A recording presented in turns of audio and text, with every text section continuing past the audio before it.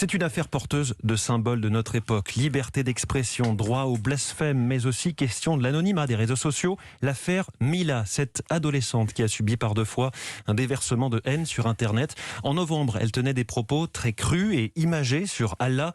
Elle avait reçu menaces de mort et menaces de viol. 13 prévenus de 18 à 30 ans doivent être jugés cet après-midi. Marion Dubreuil, c'est d'ailleurs la première audience du nouveau pôle du parquet de Paris dédié à la lutte contre les propos haineux.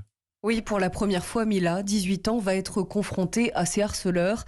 10 garçons, 3 filles. Ils sont étudiants, boulangers ou surveillants de collège, inconnus de la justice pour la plupart, de toutes les confessions religieuses et de tous les coins de France. Leur point commun, avoir envoyé derrière leur écran sur les réseaux sociaux des messages de harcèlement ou des menaces à Mila. Mettez-lui un coup de machette, je me ferai un plaisir de lacérer ton corps, ou bien encore, je vais te faire une Samuel Paty, autrement dit, je vais te décapiter. Même en l'absence de concertation, l'accusation a retenu le caractère massif du harcèlement subi par Mila. La jeune fille a reçu plus de 50 000 messages haineux en 1 an. Certains prévenus ont admis avoir fait du mal à Mila.